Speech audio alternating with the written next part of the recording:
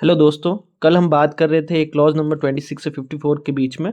कुछ हमने उसके क्वेश्चंस किए थे, तो उसी सीरीज़ को आगे बढ़ाते हुए आज हम क्वेश्चन नंबर 31 से स्टार्ट करना चालू करेंगे और इसके बारे में थोड़ा बहुत पढ़ते भी रहेंगे। तो शुरू करते हैं पहले क्वेश्चन से। पहला क्वेश्चन आपके है, insured article up to dash deliver in ordinary manner. यानी इसका मतलब ये है कि जो इंश्योर्ड आर्टिकल होते हैं वो पोस्टमैन के द्वारा आपके उसको डिलीवर किया जाता है, वो कितने रुपए तक के किए जाते हैं। तो आपके ऑप्शन दे रखे हैं। ऑप्शन फर्स्ट है 500 रुपीज़, ऑप्शन बी है आपके 1000 रुपीज़, ऑप्शन सी है आपके 2000 रुपीज़ और ऑप्शन डी है आपके 5000 रुपीज़। अब इसमें ऐसा होता है, इंश्योर्ड जो आर्टिकल होते हैं उसमें आपके एक तो होता है 500 रुपीज़ तक, यानी कि अगर 500 रुपये तक का वैल्यू है, यानी कि 500 रुपये से कम है, तो वो जो आर्टिकल है वो आपके पोस्टमैन जो होता है वो डिलीवर करता है उसको। ठीक है। और उससे आर्टिकल अगर ज़्यादा होता है, मोर होता है, अगर मोर देन 500 यानी कि 500 से अगर वो ज़्यादा होता है तो उसको हम काउंटर पे उसको डिलीवर करते हैं। तो ये आपको बात ध्यान रखनी है। तो इसमें कितनी वैल्यू आ जाएगी, तो आपका इसका ऑप्शन आ जाएगा ऑप्शन ए, यानी कि 500 रुपीज़। ठीक है। तो चलते हैं नेक्स्ट क्वेश्चन की ओर। अब नेक्स्ट क्वेश्चन आपके देखिए पूछा गया है, any article insured for more than 500 rupees. अब 500 रुपीज़ से अगर अधिक कोई भी वस्तु होती है जो बीमाकृत होती है तो उसको कैसे डिलीवर किया जाएगा। पहला ऑप्शन है आपके डिलीवरी थ्रू पोस्टमैन, डाकिया के माध्यम से वितरण किया जाएगा, यानी पोस्टमैन उसको डिलीवर करेगा। सेकंड ऑप्शन है आपके delivery only at post office window, उसको डिलीवर पोस्ट ऑफिस विंडो पे किया जाएगा, डाकघर खिड़की पे किया जाएगा। या फिर ऑप्शन सी है थ्रू एजेंट, या फिर ऑप्शन डी है ऑल ऑफ दी अबव। तो इसका आंसर आपके क्या हो जाएगा, ऑप्शन बी, यानी कि उसको पोस्ट ऑफिस विंडो पे किया जाएगा यदि उसका जो मूल्य है 5 रुपये से अधिक होता है, और 5 रुपये से अगर कम होता है तो उसको हम पोस्टमैन के द्वारा डिलीवर करेंगे। चलते हैं नेक्स्ट क्वेश्चन की ओर। नेक्स्ट क्वेश्चन है आपके, for which of the following AD जो होता है उसकी फी जो होती है वो फ्री होती है। निम्नलिखित में से किसके लिए पावती एडी का शुल्क जो होता है वो निःशुल्क होता है। तो पहला ऑप्शन है रजिस्ट्री आर्टिकल के लिए, पंजीकृत लेख के लिए। सेकंड है आपके रजिस्टर्ड पार्सल यानी कि पंजीकृत पार्सल। सी आपके इंश्योर्ड आर्टिकल यानी बीमाकृत लेख। और डी ऑप्शन है ऑल ऑफ दी अबव। तो जो आपकी एडी फ्री होती है वो आपको होती है इंश्योर्ड आर्टिकल के लिए, तो इसका ऑप्शन आपके हो जाएगा सी। ठीक है। तो नेक्स्ट क्वेश्चन चलते हैं। अब नेक्स्ट क्वेश्चन आपके वीपी के द्वारा जो क्वेश्चंस हैं वो पूछे गए, यानी कि वीपी के लेख जो होते हैं वो कितने रुपए तक डिलीवर किए जाते हैं पोस्टमैन के द्वारा, और कितने रुपए के बाद जो होते हैं वो विंडो डिलीवरी उसकी की जाती है। तो पहले देखते हैं वीपी के बारे में। वीपी आर्टिकल जो होते हैं अगर उसकी वैल्यू 100 से अगर कम हो तो उसको आपके पोस्टमैन जो होता है वो पोस्टमैन उसको डिलीवर करता है। ठीक है। और वही अगर आपके 100 रुपीज़ से ज़्यादा होते हैं, आपके लिख देंगे ज़्यादा, अगर 100 रुपीज़ से ज़्यादा होते हैं तो उसको विंडो डिलीवरी करते हैं। ठीक है। और वो भी अगर जीडीएस है, अब जैसे ये तो पोस्टमैन का हो गया, और यही बात अगर हम करें, किसकी बात करें, अगर हम जीडीएस की बात करें तो जीडीएस के लिए वो क्या होता है, विलेज जो पोस्टमैन होता है, इसको मान लो एक तरह से विलेज पोस्टमैन, यानी कि जीडीएस जो होता है उसमें अगर 25 रुपीज़ से कम है, लेस देन 25 है, तो वो तो जीडीएस उसको डिलीवर करेगा। और मोर देन 25 है तो उसको आप काउंटर पे उसको डिलीवर करेंगे। ये केवल जीडीएस के लिए, यानी कि वो आर्टिकल जीडीएस के द्वारा अगर डिलीवर होना है तो। ठीक है। तो ये हमने समझ लिया थोड़ा बहुत। अब ये क्वेश्चन आपके जो लिखे हुए हैं वो करते हैं। क्वेश्चन 34 है, amount of VP article if exist, यानी कि अगर वीपी का आर्टिकल है वो इतने रुपए से ज़्यादा हो जाता है तो then the intimation of arrival to address is sent and deliver at post office. तो वो कितने रुपए का होता है, वो होता है आपके 100 रुपीज़ का। तो ऑप्शन बी इसका सही हो जाएगा। चलते हैं नेक्स्ट क्वेश्चन की ओर। नेक्स्ट क्वेश्चन है आपके क्वेश्चन नंबर 35। क्वेश्चन है आपके, custom duty on any article can be paid by. किसी भी वस्तु पर सीमा शुल्क का भुगतान डैश द्वारा किया जा सकता है। अब कस्टम ड्यूटी है, कस्टम ड्यूटी यानी कि कोई भी आर्टिकल है जिसके ऊपर कोई चार्जेस लग रहे, कोई बाहर से आया है, वो जैसे अब आप मान लो राजस्थान है तो कोई बाहर से आया, दुबई से और आया है, तो उसके ऊपर कुछ कस्टम ड्यूटी लगती है। और वो कस्टम ड्यूटी आप उसको किस वे में दे सकते हो, यानी कि उसको नकद दे सकते हो, उसको किसी चेक में दे सकते हो, किसी पोस्टल स्टाम्प में दे सकते हो, तो उसको कैसे आप उसको पेड कर सकते हो। तो अब पहला ऑप्शन आपके है कैश, बी ऑप्शन है आपके चेक, सी ऑप्शन है आपके थ्रू चेक और कैश, और डी ऑप्शन है आपके एनी अदर मेथड। आप तो उसको कैसे कर सकते हो, आप उसको कैश कर सकते हो। ठीक है। और इसमें भी ऐसा होता है, अगर आपके कस्टम ड्यूटी है अगर 50 रुपीज़ से ज़्यादा होती है, 50 रुपये से ज़्यादा होती है, तो वो आपके काउंटर पर दी जाती है। और उससे कम होती है तो वो एक तरह से पोस्टमैन भी आपको उसको डिलीवर करता है। तो 50 से कम होती है तो पोस्टमैन आपको लेके आ सकता है, वो कलेक्ट कर सकता है। उससे ज़्यादा होती है तो वो काउंटर पे उसको पेमेंट देना पड़ता है। और पेमेंट किस में होता है, कैश और चेक में होता है। कस्टम ड्यूटी का भी हमने देख लिया। फिर चलते हैं क्वेश्चन नंबर 36।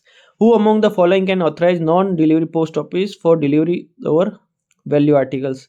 अब इसमें ये दे रखा है कोई भी वीपी आर्टिकल्स है, कोई भी वैल्यू पेएबल आर्टिकल्स है, अगर वो नॉन डिलीवरी ऑफिस में अगर उसका डिलीवर करना है तो उसको कौन ऑथराइज करेगा, उस पोस्ट ऑफिस को कौन ऑथराइज करेगा कि आप उसको डिलीवर कर सकते हो। तो वो इसकी जो अथॉरिटी देता है उसको अथॉरिटी देता है एसपी यानी कि सुप्रिटेंडेंट। तो इसका ऑप्शन क्या हो जाएगा, ऑप्शन ए आ जाएगा।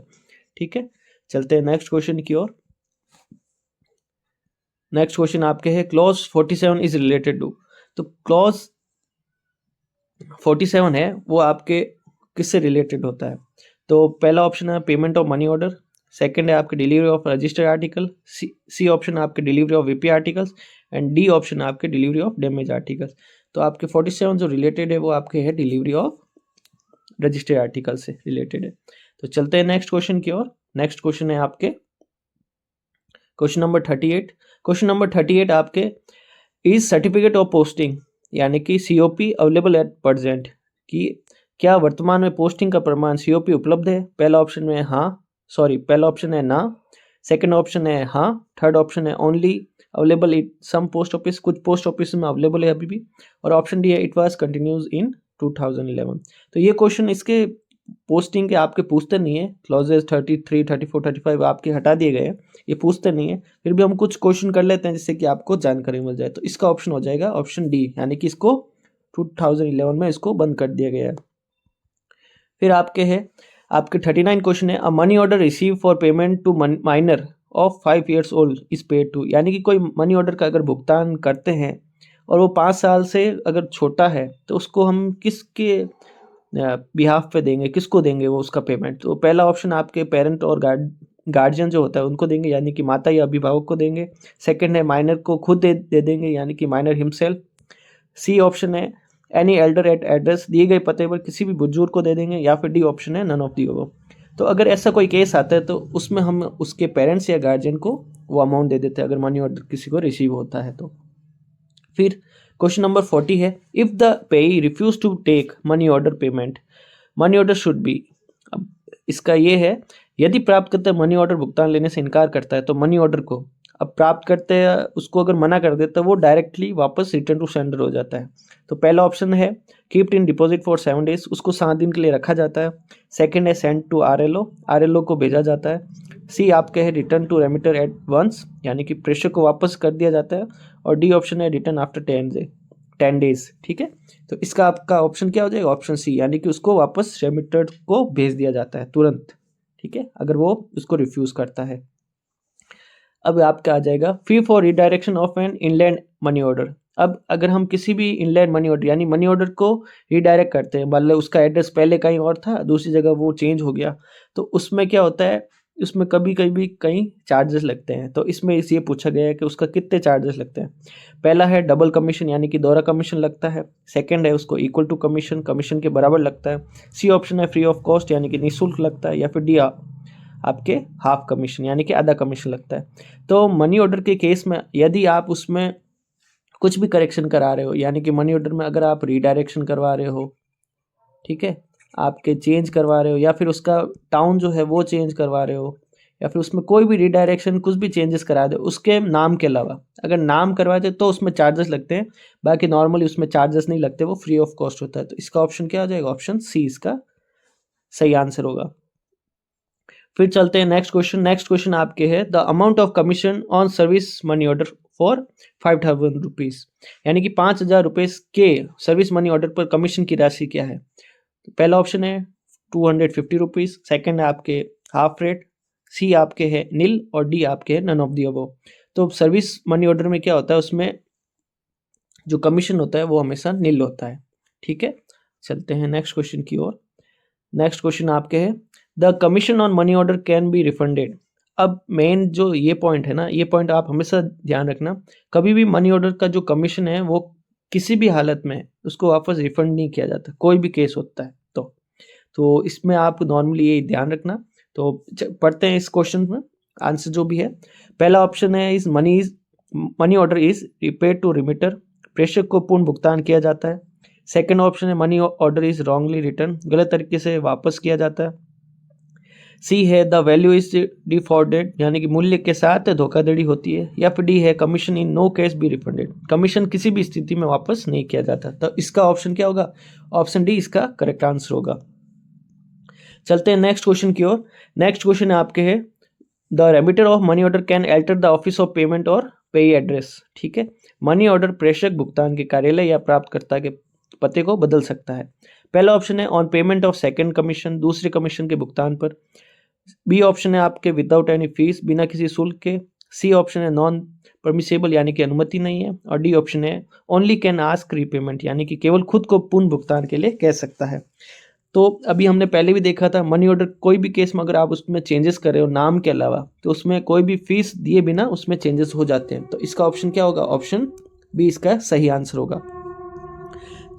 अब क्वेश्चन नंबर 45 है full form of COP. COP का पूर्ण रूप से क्या फुल फॉर्म है? पहला है certificate of posting, B option है सेंटर ऑफ पोस्टिंग, सी है क्रिएटर ऑफ पोस्ट, और डी है आपके नन ऑफ दी अबव। तो इसका आपके आंसर क्या हो जाएगा? इसका ऑप्शन हो जाएगा सर्टिफिकेट ऑफ पोस्टिंग। ठीक है, चलते हैं नेक्स्ट क्वेश्चन की ओर।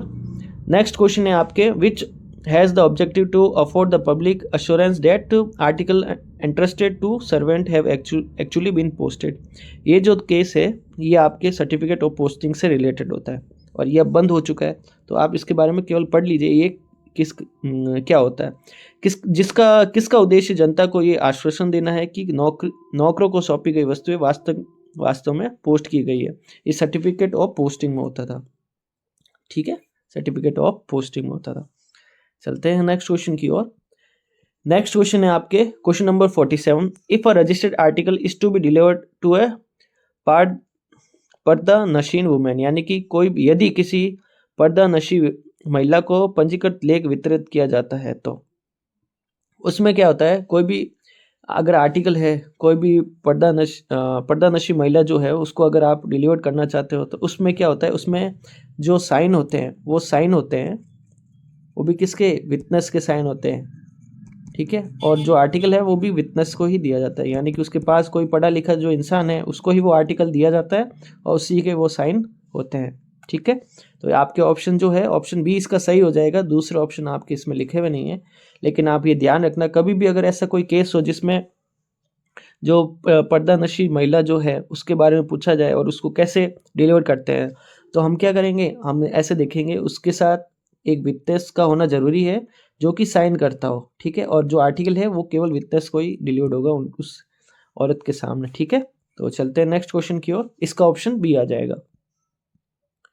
फिर आपके आ जाएगा question number 48 if any person after taking delivery refuses to pay amount due, यदि कोई व्यक्ति वितरण लेने के बाद देय राशि का भुगतान करने से इनकार करता है, अगर ऐसा कोई केस होता है तो उसके ऊपर कैसा फाइन लगेगा? पहला ऑप्शन है फाइन अंडर आईपीसी के तहत जुर्माना लगेगा। सेकंड आपके ऑप्शन है fine under post office act, डाकघर अधिनियम के तहत जुर्माना लगेगा। सी ऑफेंस अंडर सेक्शन 263A, धारा 263A के तहत अपराध, या फिर ऑल ऑफ द, यानी कि सभी। तो उसको जो लॉ लगता है वो लगता है आपके fine under post office act. ठीक है, उसके ऊपर उसके एक्ट लगेगा, उसको दंड भी झेलना। तो क्वेश्चन नंबर 49 आपके postman is forbidden to deliver any article on which any sum of money is due to post office, यानी कि डाकिये को ऐसे कोई भी लेख वितरण करने से मनाही की जाती है जिस पर डाकघर की कोई राशि देय होती है। तो पोस्टमैन को जो होता है वो कुछ चीज़ों से मना किया जाता है कि वो ऐसी चीज़ें नहीं कर सकता। पहला तो ये आपके लिखा हुआ है कि कोई भी आर्टिकल है, एनी आर्टिकल जिस पे आपके कोई भी सम होता है आपके, तो उसको वो आर्टिकल डिलीवर नहीं कर सकता। सेकंड आपके है यानी कि कोई भी रजिस्ट्री है, कोई भी इंश्योर्ड आर्टिकल है, रजिस्ट्री या फिर कोई इंश्योर्ड आर्टिकल है, तो उसको बिना साइन के आप कस्टमर को नहीं दे सकते। ठीक है, आपके थर्ड ऑप्शन है, थर्ड आपके है they are not bound to give change, यानी कि उनको खुले देने की कोई अनुमति नहीं है, वो मतलब बाध्य नहीं होते किसी को खुले देने कोई मांगते तो वो बाध्य नहीं होते उससे। और चौथा आपके है वो अपने कोई भी बीट जो होती है, प्रिस्क्राइब बीट होती है जो जो भी बीट होती है उसको छोड़ नहीं सकते। मान लो उनको बीट 1 में लगाया गया तो बीट 2 3 में वो नहीं जा सकती बिना किसी सुपीरियर के इंस्ट्रक्शन या फिर उनके ऑर्डर के कारण। तो आपके पहला तो आ गया एनी अमाउंट अगर ड्यू है उसके ऊपर तो वो उसको डिलीवर नहीं कर सकता। इन चीज़ों को उनको मना किया जाता है। सेकंड है आपके जो भी रजिस्टर्ड आर्टिकल या फिर इंश्योर्ड आर्टिकल्स होते हैं उनको बिना किसी साइन के तो आप उसको डिलीवर नहीं कर सकते कस्टमर को। जो भी उसका साइन होता है वो लो, फिर उसको रजिस्ट्री या फिर इंश्योर्ड आर्टिकल दो। थर्ड ऑप्शन है, थर्ड आपके जो भी बीट होती है उनको प्रिस्क्राइब बीट जो होती है उसको वो छोड़ नहीं सकते। और सेकंड है जो कि चेंज होता है वो चेंज करने के बाध्य नहीं होते। ठीक है, चेंज होने जो भी खुले पैसे होते हैं वो देने के लिए वो बाध्य नहीं होते। ठीक है, तो इसका ऑप्शन आ जाएगा आपके ट्रू, यानी कि पहला इसमें सही है। यानी कि जो आर्टिकल है उसके ऊपर अगर कोई सम ड्यू होता है तो पोस्टमैन को उसको मना किया जाता है वो आर्टिकल देने से। ठीक है, अब देखिए क्वेश्चन नंबर 50 आपके postman is not bound to give change, ये सही है तो ट्रू हो जाएगा आपके, ट्रू। ठीक है, हमने पहले कर लिया था तो इतना ये आ जाए, हमने सारे देख लिए थे। क्वेश्चन नंबर 51 है postman can delivered any registered article without obtaining signature. अब रजिस्टर्ड आर्टिकल है बिना किसी साइन के आप उसको दे सकते हो क्या? नहीं दे सकते, तो ये क्या हो जाएगा? ये आपके फॉल्स हो जाएगा। ठीक है, और 52 है आपके postman is not forbidden to deviate from his prescribe beat, यानी कि डाकिये को अपनी निर्धारित बीट से भटकने की मनाही नहीं है। ये गलत है, उनको मनाही होती है अपने जो बीट, उनको अगर B1 दे रखा है तो B1 में ही रहना उनको, जब तक कि उनको SP या फिर उनके जो भी सीनियर है वो उनको बोलते हैं कि आपको B2 में जाना है या फिर B3 में जाना है, उनके बिना इंस्ट्रक्शन के पोस्टमैन अपनी बीट चेंज नहीं कर सकता है। ठीक है, क्वेश्चन नंबर 53 है in some small rural office with no postman who deliver unregistered article on his responsibility. अब जो ऐसे बहुत से पोस्ट ऑफिस होते हैं जहाँ पोस्टमैन नहीं होता है, तो ये किसकी जिम्मेदारी होती है कि अनरजिस्टर्ड आर्टिकल जो होते हैं वो अपनी समझ पे दे या फिर वो उनकी रिस्पॉन्सिबिलिटी है उनको डिलीवर करवाने की। तो पहला ऑप्शन है आपके है पोस्टमास्टर, पोस्टमास्टर उनको डिलीवर करवाने की जिम्मेदारी लेगा। या सेकंड है हेड पोस्टमैन, हेड पोस्टमैन उनको जिम्मेदारी लेगा उसकी। सी आपके सुपरिटेंडेंट या फिर डी आपके any one of the above. तो इसकी जिम्मेदारी कौन लेता है? इसकी जिम्मेदारी लेता है पोस्टमास्टर। पोस्टमास्टर ही अगर इस छोटे छोटे रूरल एरियाज़ में ऑफिस में होता है जहाँ पर पोस्टमैन नहीं होता है तो पोस्टमास्टर जो होता है उनकी देख रेख करता है, उसकी जो वितरण होता है वो उसकी रिस्पॉन्सिबिलिटी लेता है। और जो उनकी वितरण होती है, जो डिलीवरी होती है वो केवल कहाँ होती है? वो पोस्ट ऑफिस में होती है। वो मतलब बाहर नहीं घूमते, वो केवल कहाँ होती है? काउंटर पे होती है। ठीक है, तो ये भी ध्यान रखना। अब क्वेश्चन नंबर 54 है 54 है in small rural offices who deliver insured article और पे money order on his responsibility. अब कौन करता है? देखिए in small offices who deliver insured articles और पे money order on his own responsibility. अब ये तो हमने पढ़ लिया पोस्ट मास्टर करता है। अब कहाँ पर ये डिलीवर्ड कहाँ होंगे? जहाँ पर कि पोस्टमैन नहीं है, जहाँ पर ठीक है पोस्ट मास्टर उसकी रिस्पॉन्सिबिलिटी लेगा। तो पहला ऑप्शन है आपके पोस्ट मास्टर, बी है हेड पोस्टमैन, सी है सुपरिटेंडेंट और डी है क्या? Delivered at any post office, यानी वो कहाँ होगा? डाकघर में वितरण होगा, उसको काउंटर पे ही करेंगे। ठीक है, तो इसका ऑप्शन क्या हो जाएगा? ऑप्शन आपके डी आ जाएगा सही। ठीक है, क्वेश्चन नंबर 55 है 55 है आपके address is not bound to pay amount due on article. प्राप्तकर्ता लेखों पर देय राशि का भुगतान करने के लिए बाध्य नहीं है। अब वो ऐसा कब कर सकता है? ऐसा वो तब कर सकता है जब ऑप्शन आप लिखे रहेगा if he take the article, यदि वो लेख को ले लेता है। सेकंड ऑप्शन है he do not want to take delivery, यानी कि वो वितरण नहीं लेना चाहता। सी है बोथ ऑफ द अबव और डी है नन ऑफ द अबव।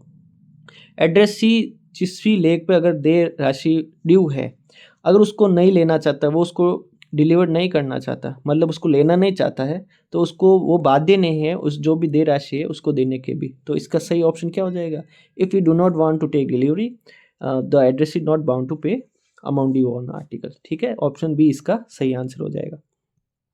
फिर आपके क्वेश्चन नंबर 56 है if addressee don't want to take delivery dash is written on the article. यदि प्राप्तकर्ता उसको आर्टिकल को नहीं लेना चाहता तो उस लेख पर क्या लिखा जाएगा? पहला है नॉट इंटरेस्टेड, रुचि नहीं रखता वो। बी ऑप्शन है आपके अनक्लेम्ड यानी कि लावारिस। सी ऑप्शन है रिफ्यूज और डी ऑप्शन है एनी अदर, कोई अन्य। तो अगर वो मना करता है तो उसके ऊपर क्या रिमार्क लिखा जाता है? रिफ्यूज्ड। ठीक है, ये ध्यान रखना। तो इसका आंसर क्या हो जाएगा? ऑप्शन सी आपके सही हो जाएगा। फिर क्वेश्चन नंबर 57 है डिले और mistaken delivery in a result from. अब ये हमने कल भी पढ़ा था, यानी कि डिले और मिस्टेकन डिलीवरी कब होता है, जब आप आर्टिकल का इनकरेक्ट एड्रेस लिखते हो या फिर इनकम्प्लीट एड्रेस लिखते हो।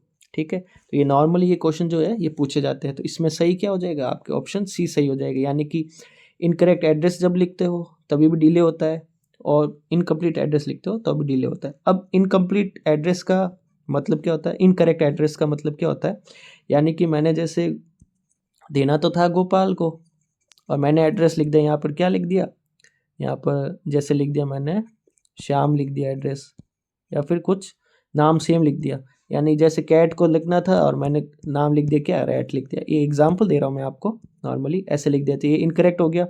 इनकम्प्लीट का मतलब क्या होता है, इनकम्प्लीट मान लो मैं पूरा दिख रहा हूँ, पहले नाम लिख दिया मैंने, फिर उसका एड्रेस लिखा ही नहीं, उसकी स्ट्रीट लिखी नहीं मैंने, फिर उसके मैंने क्या लिखे, उसके पिन कोड लिखे नहीं, उसकी डिस्ट्रिक्ट लिखी नहीं, केवल उसका नाम लिख दिया और उसका फ़ोन नंबर लिख दिया, पिन कोड कुछ नहीं लिखे, तो वो इनकम्प्लीट एड्रेस में आता है।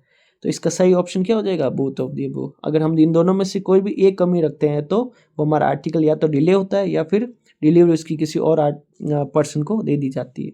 ठीक है, चलते हैं नेक्स्ट क्वेश्चन की ओर। नेक्स्ट क्वेश्चन आपके, in the address how the post town is to be noted, यानी कि जो पोस्ट टाउन होता है उसको कैसे शो करते हैं। पोस्ट टाउन को जैसे भी लिखते हैं ना, उसको हमेशा ब्लॉक लेटर्स में लिखते हैं, जैसे लिखा ब्लॉक लेटर्स में ऐसे लिख देंगे, और उसके बाद उसको क्या कर लेंगे, अंडरलाइन कर लेंगे कि ये जो आर्टिकल है ये आ जाना चाहिए। तो इसका सही ऑप्शन क्या हो जाएगा, पहला लिखा हुआ इन ब्लॉक लेटर्स, ये आपके सही ऑप्शन है। बी आपके ऑप्शन है इट शुड बी अंडरलाइन, उसको रेखांकित किया जाता है, और सी ऑप्शन है बोथ ऑफ दी अबव, तो दोनों करना चाहिए। तो इसका ऑप्शन क्या आ जाएगा, C option is the correct answer. चलते हैं नेक्स्ट क्वेश्चन की ओर।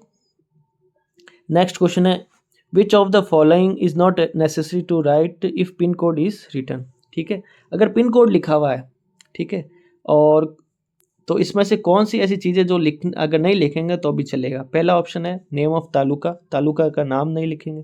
नेम ऑफ डिस्ट्रिक्ट, जिले का नाम भी नहीं लिखने की जरूरत है। थर्ड है नेम ऑफ स्टेट, राज्य का नाम लिखने की भी जरूरत नहीं है। और D all of the above, ये सारे लिखने की जरूरत नहीं है। तो ये क्या हो जाता है, ये ऑप्शन डी हो जाता है, यानी कि सारे लिखने की जरूरत नहीं है अगर आपने पिन कोड लिख दिया है। ठीक है, चलते हैं नेक्स्ट क्वेश्चन की ओर। If more than one post town bears the same name, अगर पोस्ट टाउन एक से ज़्यादा बार लिखे हैं अगर, और पिन कोड इज मिसिंग, अगर उस पर पिन कोड मिस है, तो विच इज़ इम्पोर्टेंट, अगर ऐसी कोई केस हो जाता है तो क्या करते हैं। पहला ऑप्शन है डिस्ट्रिक्ट, उसमें डिस्ट्रिक्ट लिखना जरूरी है। बी ऑप्शन है तहसील लिखना जरूरी है। सी ऑप्शन है आपके स्टेट लिखना जरूरी है, या फिर डी ऑप्शन है क्या, कंट्री लिखना जरूरी है। तो ऐसे केसेस में क्या होता है, इसमें डिस्ट्रिक्ट लिखना आपके जरूरी होता है, तो वैसे केस में आपके ए सही हो जाएगा। ठीक है, इसका ऑप्शन क्या हो जाएगा, ए। ठीक है, तो ये आपके 60 क्वेश्चंस हो गए। कल हम और करेंगे इसके 61 से, जो कंटिन्यू होगा, आपके जो भी क्वेश्चन होंगे वो करेंगे। और यदि आप इस पीडीएफ को चाहते हैं तो आप मैसेज कर दीजिए हमें व्हाट्सएप पे, या फिर आप कमेंट सेक्शन में बता दीजिए, हम ये प्रोवाइड करा देंगे। इसके कुछ मिनिमल चार्जेस हैं जो कि आप हमको प्रोवाइड कराएंगे, और इसके साथ साथ आपको वहाँ पर मिलेगा, एक तो आपको मिलेंगे MCQs जो कि इम्पोर्टेंट है। ठीक है, और उसके साथ साथ आपको मिलेगी इम्पोर्टेंट जो जीके होती है वो मिलेगी आपको, फिर आपको मैथ्स मिलेगी, और साथ में आपको प्रीवियस ईयर पेपर्स जो हैं वो आपको मिलेंगे। वो आपको लगभग 2020 से लेकर 25 तक मिले जाएंगे। ठीक है, 5-6 साल के ये मिल जाएंगे। तो पहला तो आपके इंपॉर्टेंट MCQs मिल जाएंगे, जो भी क्लॉजेज आ रहे हैं, जितने भी सिलेबस में है वो सारे इंपॉर्टेंट आपके MCQs मिलेंगे आपको, जो मैं आपको करवा रहा हूँ। बाद में प्रीवियस ईयर के जो जीके है आई है वही बार बार रिपीट होती है, तो वो जीके भी मिल जाएगी आपको। इस साथ ही साथ उसमें मैथ्स भी मिल जाएगी, जो प्रीवियस ईयर की जो मैथ्स है वो आपके क्वेश्चंस मिल जाएंगे। और बाद में जो प्रीवियस ईयर के जो पेपर्स हैं एग्ज़ाम्स के, जो कि 2020 से लेकर 2025 का हैं, वो भी आपको मिल जाएंगे। उसमें धीरे धीरे उसमें मैं डालता रहूँगा। तो अगर आपको ये सभी चाहिए तो आप हम कमेंट कर सकते हैं, तो मैं आपको प्रोवाइड करवा दूँगा। ठीक है, तो चलते हैं नेक्स्ट वीडियो में। तो आज के लिए थैंक यू।